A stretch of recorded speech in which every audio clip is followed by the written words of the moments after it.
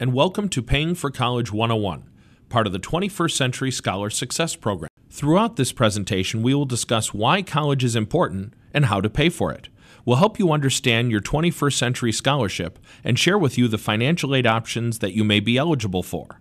We'll also show you how to file for financial aid and offer some tips and helpful resources to use along the way.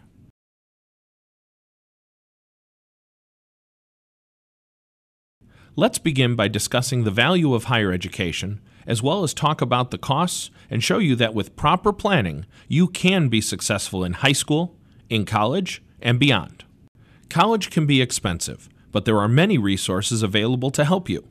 We'll talk about scholarships, including the 21st Century Scholarship, as well as grants, institutional aid, work, and savings. College is an investment in your future. Furthering your education past high school can increase your earning potential and help you achieve your dreams. Statistics predict that by 2018, nearly 2/3 of jobs in the U.S. will require education beyond high school. The same can be said for jobs in Indiana, with most well-paying jobs now and in the future requiring some form of education past high school. Along with most jobs requiring additional education, we can also see that more education leads to a lower chance at being unemployed and greater average earnings. The left side of the chart shows that the more education you have, the less likely you are to be unemployed, while the right side shows that as education increases, so does income. As you can see, there is an increase in earnings from high school graduate to someone with a 2-year associate degree. There is also an increase from associate's to bachelor's degree, which generally takes 4 years to earn. With 6+ years of education, as is often required for master's, professional, and doctoral degrees, you can earn even more. Proper planning is key to success in college. When it comes to paying for college, proper planning is the first step. Often you will need help along the way. The 21st Century Scholars Program, their community partners, as well as your peers and counselors will be there to support you. Remember, doing well in high school is part of the planning process. Before we start discussing the various options to pay for college and talk about how to file for financial aid, let's learn more about your 21st Century Scholarship. In this section, we'll cover what is expected from a 21st Century Scholar, what the 21st Century Scholarship will pay for, and what it will not pay for. A requirement of receiving the 21st Century Scholarship is honoring the Scholar Pledge. The Scholar Pledge includes graduating high school with a Core 40 diploma. The Core 40 diploma is the required basic diploma for all students. Indiana law requires all students meet the Core 40 standard to be considered for admission to an Indiana 4-year college or university. Many 4-year institutions require a Core 40 academic honors diploma for admission. This diploma requires additional math, world language, and AP or dual credit courses and is the best choice for college preparation. Earning the academic honors diploma may also qualify students for additional financial aid for college in addition to their 21st Century Scholarship. The Scholar Pledge also includes achieving a cumulative grade point average of at least 2.5 on a 4-point scale.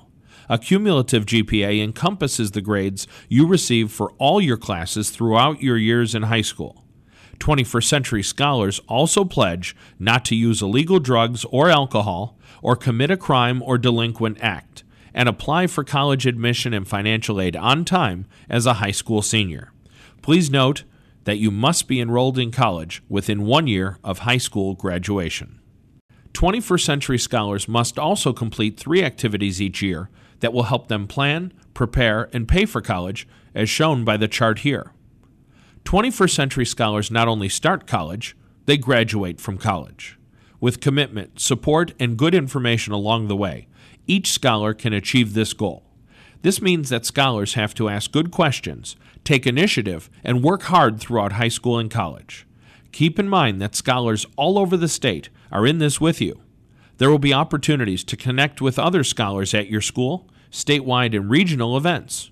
And you and your fellow scholars will also have the opportunity to give back by becoming a Scholar Ambassador or joining the Scholar Alumni Network.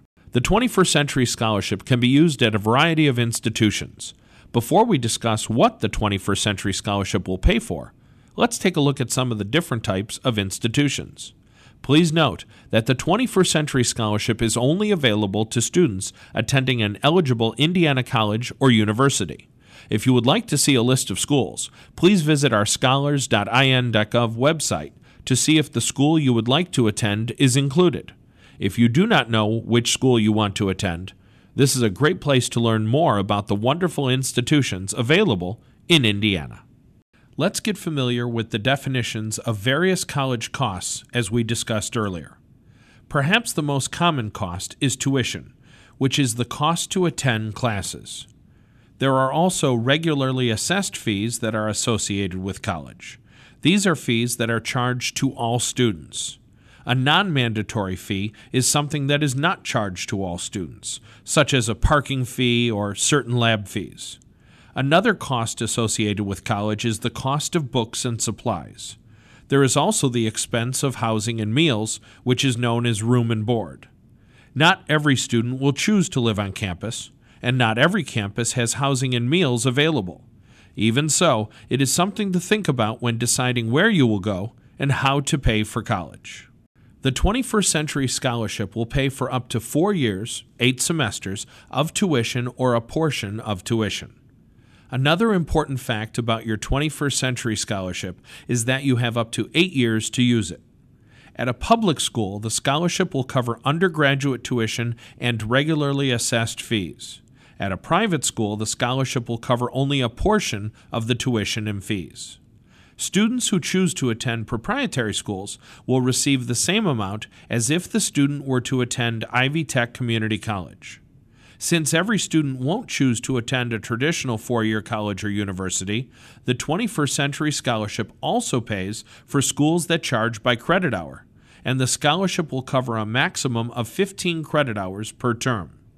This may include programs such as culinary arts, practical nursing, automotive technology, and information technology. The 21st Century Scholarship does not pay for housing and meal plans, also known as room and board. The scholarship also does not pay for books and non-mandatory fees like parking fees or lab fees. In a moment, we'll talk about other paying for college options, but first, some quick notes about your 21st Century Scholarship. Please note that as a 21st Century Scholar, the amount of money you and your family have to contribute to college will be evaluated annually beginning with your senior year of high school. If you do not demonstrate financial need, you will receive a one-time award of up to $2,500 if you have not previously received the 21st Century Scholarship. Also, remember that the 21st Century Scholarship is not guaranteed full tuition. The scholarship may be adjusted based on available state funds. Additionally, 21st Century Scholars must stay on track to graduate on time by earning at least 30 credit hours each year of college, or they risk receiving less or no state financial aid.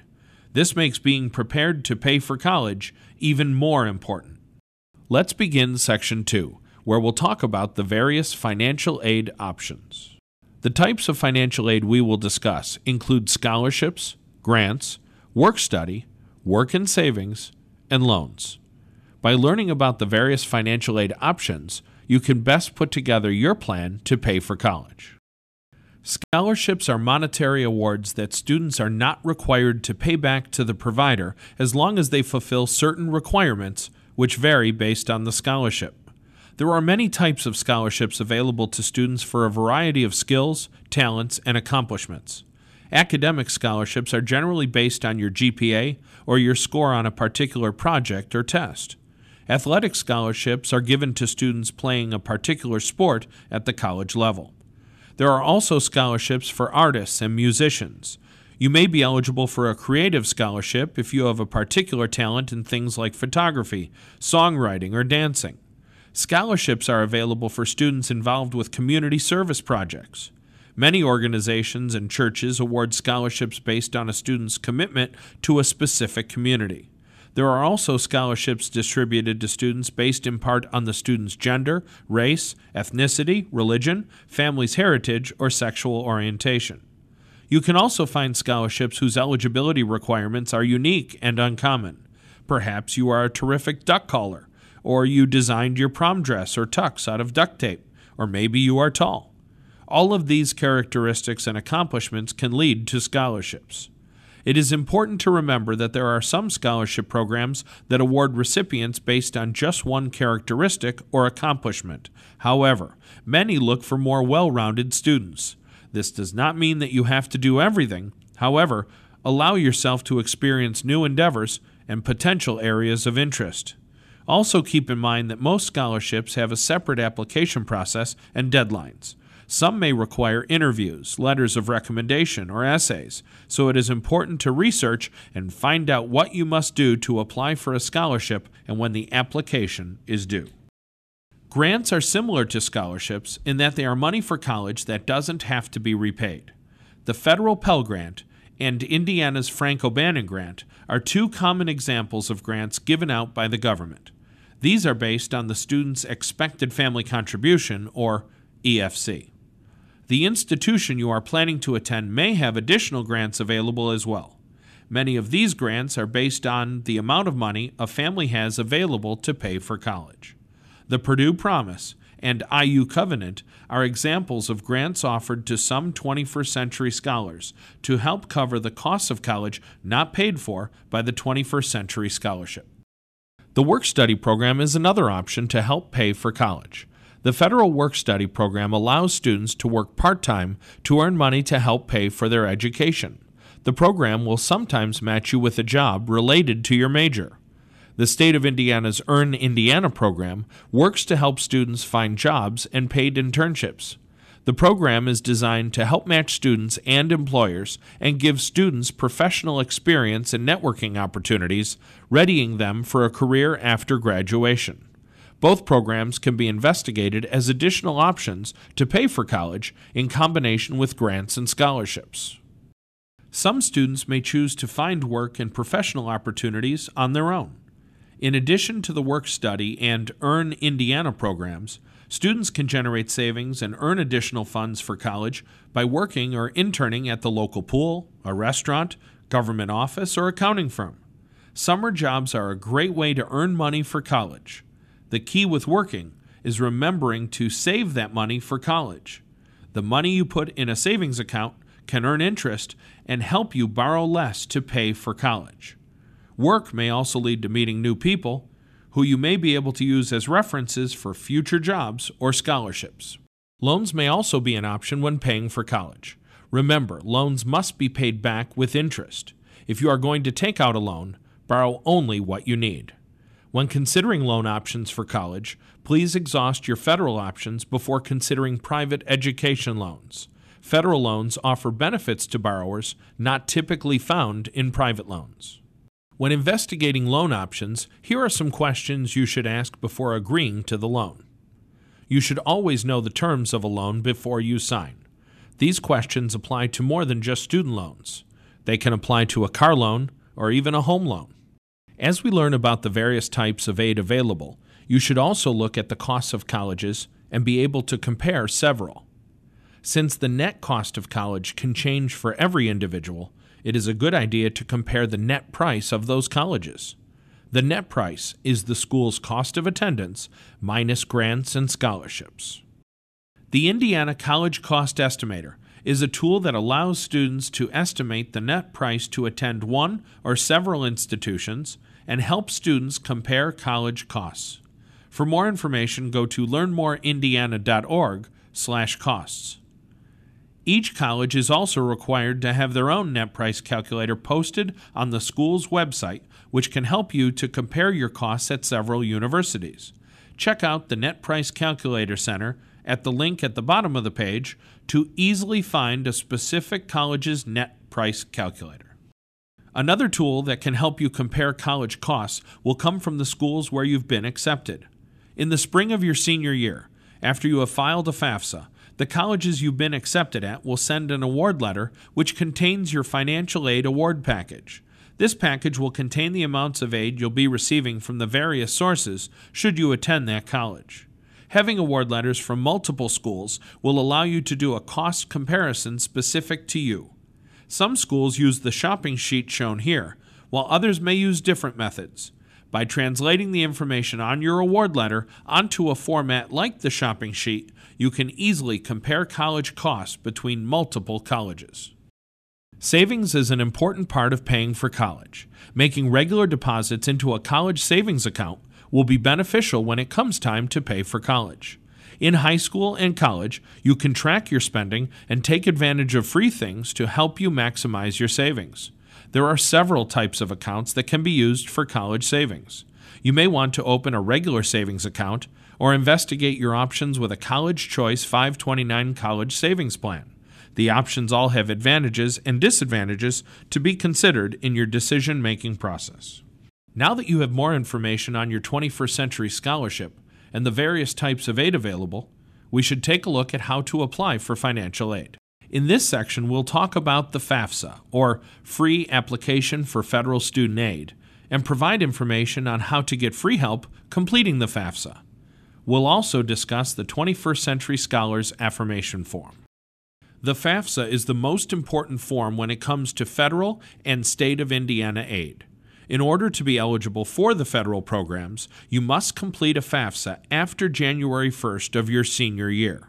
In order to be eligible for state of Indiana funds, including your 21st Century Scholarship, you must complete a FAFSA by March 10th of your senior year in high school and correct any issues or errors by May 15th. Failure to meet both deadlines will cause you to lose aid eligibility. It is important to know that institutions have FAFSA filing deadlines for institutional aid that may be earlier than March 10th, and to check with your college choices for those deadlines. More information about the FAFSA and the FAFSA itself can be found at www.fafsa.gov. FAFSA Forecaster is a tool that can be used to help provide you with some estimates on your federal financial aid options before you begin your senior year. As you are investigating your options to pay for college, having an estimate of what you may be eligible for from the federal government will be helpful. This tool can also help you get an early look at some of the questions that will appear on the FAFSA. Please remember that the student must have a Social Security number or an alien registration number to complete the FAFSA. Students whose parents do not have a Social Security number may still complete the FAFSA. There are several opportunities to get free help when filing the FAFSA. In your senior year, look for information on FAFSA Friday and College Goal Sunday. Both programs can help answer your FAFSA questions. You'll also want to create an eStudent account. Through eStudent, you can check your eligibility of State of Indiana aid. eStudent will also be a helpful tool to locate any issues on your FAFSA that may prevent you from getting state aid. The tool can also be used to check your 21st Century Scholarship status. The decisions you make now and throughout high school really do make a difference. In order to receive the 21st Century Scholarship, scholars must complete an affirmation form confirming that the 21st Century Scholar honored their pledge discussed earlier. The affirmation form can be completed online at scholars.in.gov and needs to be completed before March 10th of your senior year. In the final section of this presentation, we'll discuss some tips and helpful resources you can use to help you make a plan to pay for college. In this section, we'll offer some general tips, as well as help for finding scholarships. We'll also share several valuable resources for you to use. As we have discussed, proper planning is critical when it comes to paying for college. Remember that doing well in high school is part of that plan. Keep your grades up, make sure you are taking rigorous high school classes, and study and practice for the SAT and ACT. If you need help, ask. There are people you can talk to at school, on your college campus, and throughout the community. If you haven't already done so, you should begin your search for scholarships. Here are a few websites to take a look at. Family and friends may also be able to help you find some scholarships. Ask everyone you can if they know of any scholarships and see if they'd ask around as well. Keep in mind that you will come across some scholarships that you aren't currently eligible for, but you may be when you're a senior in high school. Keep track of these scholarships and be prepared for them before you're a senior. Also, remember to balance your time searching and applying for scholarships of all different shapes, sizes, and amounts. Winning a large scholarship is terrific. Winning several smaller scholarships is also great. A great tip to maximize scholarship search success is to create a target list of scholarships. As you come across some scholarships that you aren't eligible for now, but will be when you're a senior, take note of these scholarships and be ready to apply for them during your senior year. Many scholarships require an essay as part of the application. Often they use the same questions. Start working on those essays now and have your parents and English teachers proofread your work. Searching, creating a target list, and beginning some essays early will help you apply for multiple scholarships that ask the same or similar questions. You'll also have the opportunity over your high school career to add new experiences to your scholarship resume. For every experience you have, whether it is building houses or feeding the poor, make sure you investigate possible scholarships that you may be eligible for because of your experience. Another good tip that will help you in your search for scholarships is to make a list of awards you win and extracurricular activities you participate in throughout high school. Keeping track of these items will help you to find scholarships you are eligible for, as well as give you an opportunity for essay topics. The time to start searching for scholarships is now. Start searching and continue to apply for scholarships throughout high school and college. There are many things to think about when it comes to paying for college, but don't worry, there are resources available to help you from start to finish. Take a look at these websites to find answers to your questions about paying for college. And feel free to come back to this module anytime for an answer to a question or simply to review the information and be sure you're on the right track. All the best to you, 21st Century Scholar. As you work to complete high school and college, great things are in store for you.